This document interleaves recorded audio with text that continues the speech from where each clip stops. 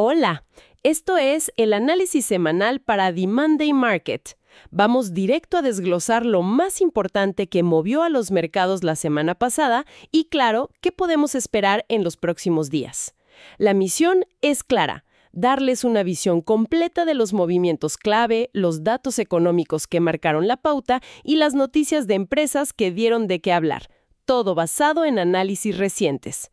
Recuerden, esto es con fines educativos y de entretenimiento, no asesoramiento financiero. Exacto.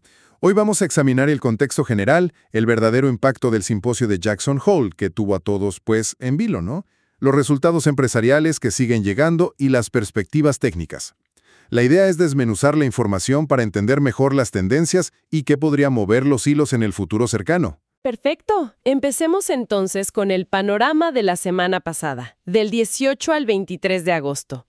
La verdad es que todo giró en torno a la expectativa por el discurso de Jerome Powell en Jackson Hole el viernes. Sí, totalmente. Los mercados empezaron la semana con bastante cautela. Incluso vimos algunas caídas, sobre todo en tecnología. Pero vaya cierre de semana, un rally bastante fuerte el viernes. Sí, como un rescate de último minuto. Algunos analistas lo llamaron un stick safe, ¿no?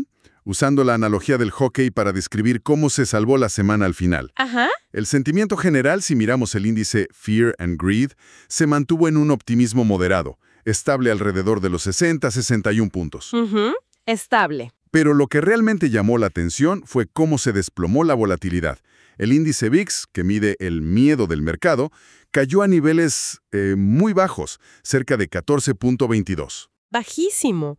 Eso sugiere bastante complacencia, ¿no? Quizás demasiada confianza entre los inversores. Exacto, mucha complacencia. Y eso es interesante, sobre todo cuando escuchamos constantemente que el mercado está objetivamente caro.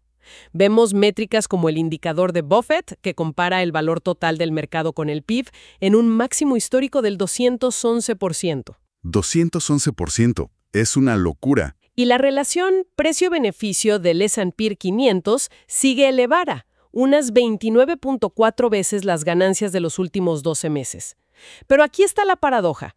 A pesar de estos números, vemos a figuras como Warren Buffett comprando activamente. Fíjate que sí. Se reportó que adquirió millones de acciones de United Health y aumentó sus posiciones en Chevron y en constructoras como NBR, Lennard y D.R. Horton. ¿Cómo se reconcilia eso? Es una excelente pregunta y toca el corazón del debate actual. Hay argumentos sólidos que justifican, al menos en parte, esas valoraciones y explican por qué inversores selectivos como Buffett siguen encontrando valor. El crecimiento de las ganancias corporativas ha sido muy robusto. ¿Qué tan robusto? Pues mira, un impresionante 83% de las empresas del S&P 500 superaron las expectativas de ganancias. O sea, muchísimo.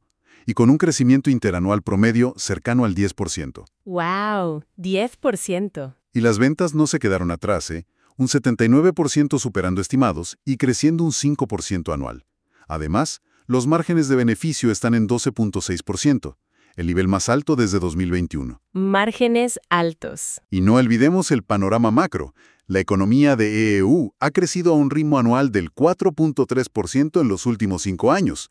Todo esto subraya que, aunque el mercado general parezca caro, la clave está en la selectividad.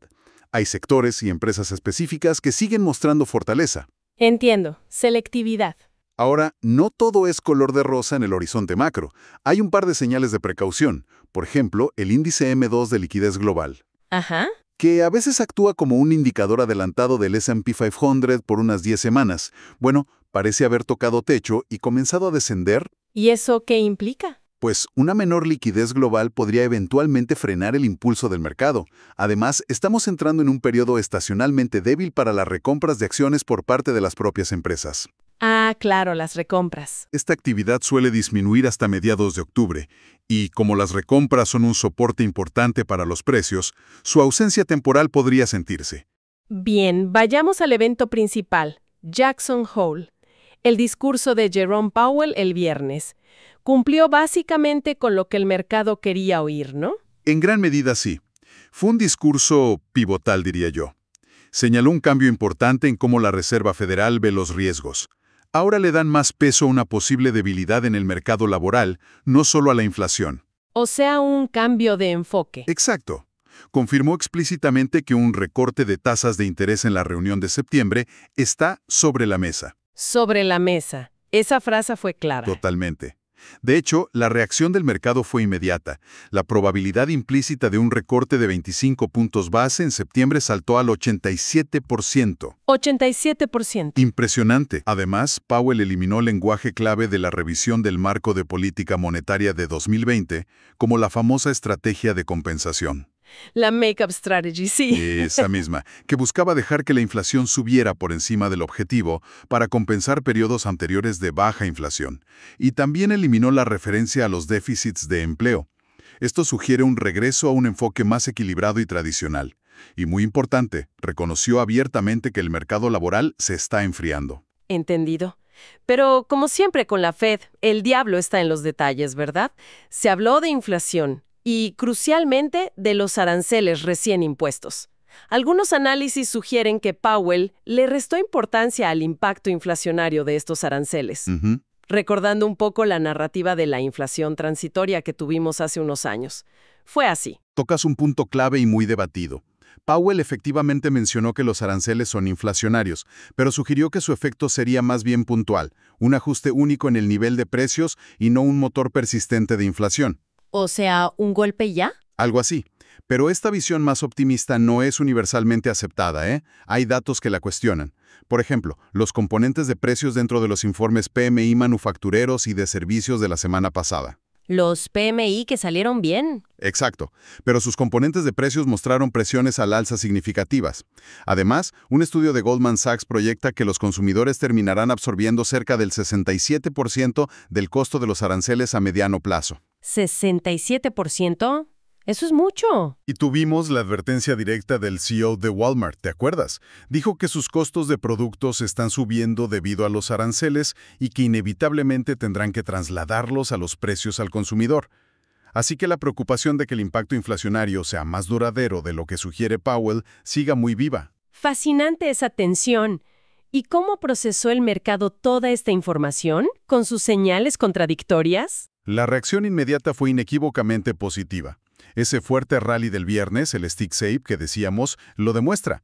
El S&P 500, que venía de varios días de caídas, dio la vuelta y cerró la semana con una modesta alza del 0,26%. 0,26, ¿sí? Pero ojo, alcanzando un nuevo máximo histórico de 6.570 puntos tras el discurso. Máximo histórico. El Nasdaq, cargado de tecnología, subió un 1,78% en la semana. Pero el verdadero protagonista fue el índice Russell 2000 de pequeñas empresas. Ese se disparó un 3,80%. 3,80. Mucho más. Sí, esto refleja un optimismo renovado sobre la economía doméstica y el alivio que suponen unas tasas de interés potencialmente más bajas para estas compañías. En paralelo, los bonos subieron, empujando el rendimiento del bono del Tesoro a 10 años a la baja, hasta el 4,20%. 4,20. Y el dólar se debilitó notablemente, con el índice DXY cayendo a la zona de 96,20. Todo apunta a que el mercado compró, al menos inicialmente, la versión más dovish o flexible de Powell. Y vimos cambios bajo la superficie. Me refiero a la rotación sectorial. ¿Qué sectores tomaron el liderazgo? Sí, la rotación fue muy evidente. A principios de semana vimos ventas significativas en las grandes tecnológicas. Acciones como Nvidia, AMD, Palantir y Meta llegaron a caer más del 5%. Uf, sí, hubo bajas fuertes ahí.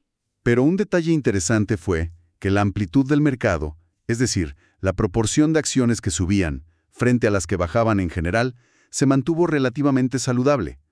Sugería que los inversores no estaban huyendo en pánico, sino más bien reasignando capital. Rebalanceando, digamos. Exacto.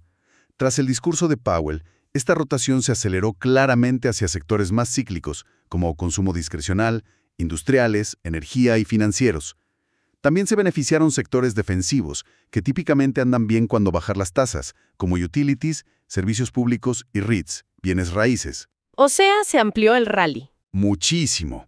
Y una señal muy clara de esta amplitud fue que el índice S&P 500 Equal Weight, donde todas las acciones tienen el mismo peso, marcó un nuevo máximo histórico. Esto indica una fortaleza del mercado que va más allá de los famosos 7 magníficos. Buen punto, el equal weight. Entendido. Más allá de Jackson Hole, ¿qué otros datos económicos o resultados empresariales clave marcaron la pauta la semana pasada y cómo encajan en esta narrativa? Tuvimos datos mixtos que alimentaron el debate.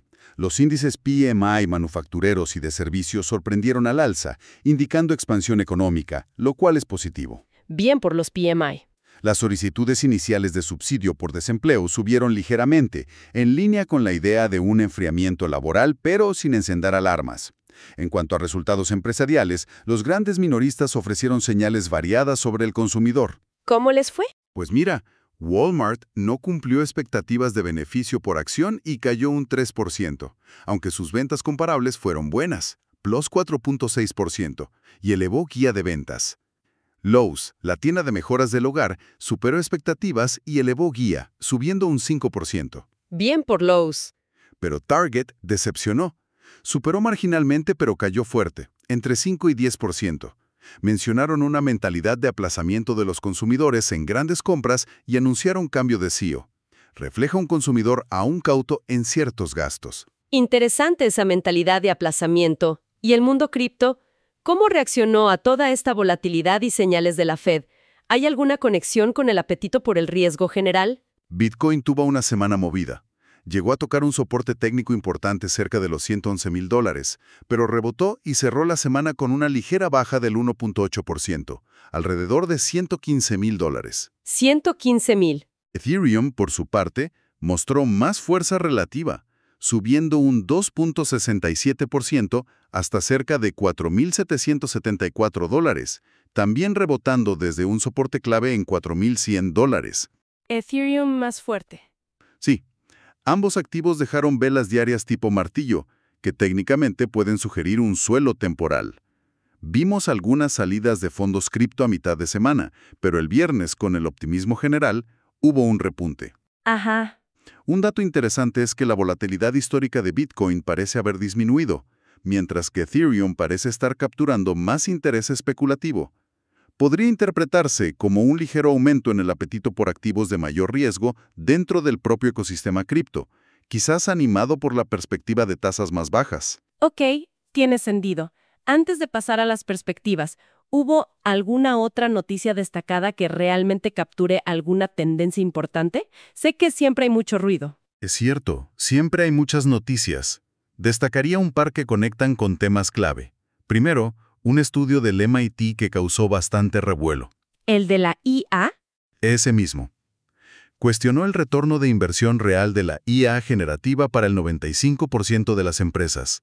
Sugiere que quizás las expectativas a corto plazo son demasiado altas, lo cual es relevante para la valoración de muchas tecnológicas. Contraste interesante. Sí, porque en contraste, el influyente analista Dan Ives publicó su lista de 30 acciones clave en la revolución de la IA, mostrando que el entusiasmo sigue ahí. También vimos un mega acuerdo de $10,000 millones entre Google y Meta para servicios en la nube. $10,000 millones. ¡Wow! Resaltando la continua consolidación y competencia entre los gigantes tecnológicos. Y quizás mencionar brevemente que las acciones de cannabis subieron ante rumores de posible reclasificación en Estados Unidos, reflejando cómo factores regulatorios y políticos siguen siendo cruciales para ciertos sectores. Excelente resumen selectivo. Ahora sí, miremos hacia adelante. Semana del 25 al 30 de agosto. La gran pregunta en la mente de todos. ¿Puede continuar este impulso post-Powell o veremos la clásica toma de ganancias, el sell the fact? Esa es la incógnita de la semana, ¿verdad? El mercado buscará desesperadamente confirmación de que esta narrativa más flexible o dovish de la Fed es sostenible y no solo palabras bonitas. La temporada de resultados corporativos está prácticamente terminada, pero queda Nvidia. queda el plato fuerte, Nvidia. Como mencionamos antes, un factor en contra podría ser la menor actividad estacional de recompras de acciones hasta octubre, quitando un soporte habitual al mercado. ¿Qué citas tenemos en el calendario económico esta semana? ¿Dónde estarán los focos? La agenda macro no está repleta, pero tiene puntos cruciales. El martes tendremos el dato de confianza del consumidor, que nos dará una lectura del ánimo ciudadano. El jueves, la revisión del PIB del segundo trimestre y las ventas pendientes de viviendas. Pero el viernes. El viernes es el día. El viernes es el día clave, sí. Se publica el informe de gasto-ingreso personal, que incluye el deflactor del gasto en consumo personal, el famoso PCE, y sobre todo su versión subyacente o Core PCE. El que mira la Fed. Exacto. Este es el indicador de inflación preferido por la Fed porque excluye alimentos y energía, que son más volátiles, dándoles una mejor lectura de las presiones de precios subyacentes. Será absolutamente vital para ver si los datos respaldan o contradicen la visión de Powell sobre la inflación y los aranceles. Definitivo. ¿Y en el frente empresarial, aparte de Nvidia, algo más a destacar? Nvidia NVDA, que reporta el miércoles tras el cierre, es sin duda la estrella. Sus resultados, y aún más importante, sus proyecciones futuras, la guidance, serán cruciales no solo para la acción misma, sino para todo el sector tecnológico y el sentimiento general del mercado. Hay una enorme expectativa en torno a la IA. Muchísima presión sobre Nvidia. Totalmente. También reportan otras tecnológicas importantes como CrowdStrike, Snowflake, Dell, MongoDB y Okta, que nos darán más pistas sobre el gasto empresarial en software y nube. Más datos del sector. Tendremos también más minoristas como Dollar General y Best Buy, y el gigante chino Alibaba reporta el viernes, relevante para entender China y el consumo global. Ok, Alibaba también. Y ojo, no solo importan los datos. Tendremos varias comparecencias públicas de miembros de la Reserva Federal a lo largo de la semana, como Neil Kashkari, Rafael Bostic y Michelle Bowman. ¡Ah! Los miembros de la Fed hablando. Siempre existe el riesgo de que sus comentarios individuales no estén perfectamente alineados con el tono más conciliador de Powell, si alguno suena más hawkish o preocupado por la inflación de lo esperado.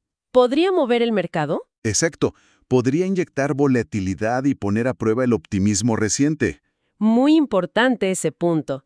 Desde la perspectiva técnica, ¿qué nos dicen los gráficos? ¿Qué niveles hay que vigilar? El S&P 500 cerró en máximos históricos, en 6.570. El soporte inmediato está justo debajo, en la zona de 6.500-6.200. 6.520, ok. Si viéramos una corrección más seria, un nivel clave a vigilar sería la media móvil de 200 periodos en el gráfico de una hora, que ronda los 6.369 puntos, o la zona psicológica de los 6.400. 639 o 6.400. Ajá.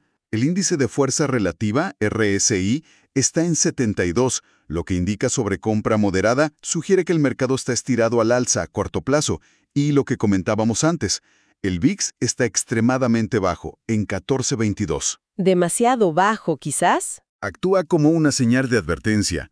Cuando la complacencia es tan alta, cualquier sorpresa negativa puede provocar un repunte brusco de la volatilidad. Además, históricamente, septiembre y octubre no suelen ser meses tranquilos. Cierto, la estacionalidad. Y para el dólar, el índice DXY rompió un soporte clave en 97.00 y ahora está en 96.20. Técnicamente, tiene espacio para seguir debilitándose hacia la zona de 95.00-95.50. Más debilidad del dólar podría ser. ¿Y para criptomonedas y el oro? ¿Qué perspectivas técnicas vemos? Bitcoin parece estar consolidando tras su rebote, moviéndose en un rango entre $118,000 y $115,000 aproximadamente. El soporte clave sigue siendo la zona de $111,000. 111,000. Si logra romper al alza, los objetivos técnicos podrían estar en $125,000 o incluso $150,000 a más largo plazo, aunque eso tomaría tiempo. Ethereum sigue mostrando fortaleza relativa frente a Bitcoin. Su objetivo técnico más cercano son los $5,000 y tiene un soporte importante alrededor de los $4,500. 5,000 para Ethereum. Y en cuanto al oro, está muy interesante. Está consolidando dentro de una figura técnica muy ajustada, una especie de cuña triangular. Esto usualmente precede a un movimiento direccional importante. ¿Una cuña? ¿Eso es bueno o malo? Puede romper para cualquier lado, pero la debilidad del dólar y la expectativa de tasas más bajas podrían ser el catalizador para una ruptura al alza. Hay que vigilarlo de cerca. Bien. Intentemos sintetizar todo esto. ¿Qué escenarios podríamos manejar para la semana que empieza? Sin ponerle números exactos, ¿cuáles son las posibilidades? Podríamos pensar en 3 caminos generales. El primero, pues, sería una continuación del optimismo post-Powell. El escenario alcista. Exacto. Para esto necesitaríamos que los datos clave, especialmente el PCE del viernes, no den sorpresas negativas y que los comentarios de los miembros de la Fed refuercen el mensaje dovish. Los resultados de Nvidia también tendrían que ser sólidos. En este escenario, el S&P 500 podría intentar seguir subiendo, quizás hacia 6.600, 6.650. Ok. ¿El segundo? El segundo camino es una fase de consolidación o corrección moderada, el famoso sell the fact. Podríamos ver toma de ganancias, quizás porque el dato de PCE genera dudas o los resultados de Nvidia no cumplen las altísimas expectativas. El mercado probaría entonces los soportes que mencionamos, 6.500, 6.400. ¿Consolidación o bajada leve? Eso es. Y el tercer camino, menos probable pero siempre posible, es un aumento de la volatilidad por alguna sorpresa. Un miembro de la Fed muy hawkish, un dato económico inesperado, sea PCE o otro, o algún evento geopolítico. Esto podría llevar a caídas más pronunciadas, con el VIX subiendo fuerte. Un shock externo. Algo así. Los drivers clave para diferenciar estos caminos serán, sin duda, el PCE y Nvidia. Muy claro. Para ir cerrando, ¿qué preguntas clave podríamos dejar flotando para que nuestra audiencia reflexione durante la semana? Varias preguntas quedan en el aire. Primero, ¿puede el mercado realmente sostener este rally con valoraciones tan altas y sin el impulso habitual de las recompras de acciones en las próximas semanas? Es una pregunta importante. Sí, clave. Segundo, ¿confirmará el dato crucial de inflación PCE del viernes la visión optimista de Powell o reavivará los temores inflacionarios, sobre todo por el tema de los aranceles? La prueba del PCE. Tercero, ¿serán los resultados de Nvidia el gran catalizador alcista que todos esperan, validando la euforia por la IA o actuarán como una llamada de atención sobre expectativas quizás desmedidas? La hora de la verdad para la IA. Y finalmente, ¿continuará la debilidad del dólar? Esto tendría implicaciones importantes para las materias primas, las criptomonedas y las empresas multinacionales. Muchas variables. En resumen, la semana pasada tuvimos un posible punto de inflexión. El discurso de Powell pareció abrir la puerta a una política monetaria más laxa, y eso dio un fuerte impulso final a los mercados. Pero las dudas de fondo sobre la inflación real, el impacto de los aranceles y si las acciones están demasiado caras, siguen ahí. Totalmente. La semana que entra es crucial para ver si esta nueva narrativa se consolida o se desinfla. Los ojos estarán puestos en el dato de inflación PCE y en los resultados de Nvidia.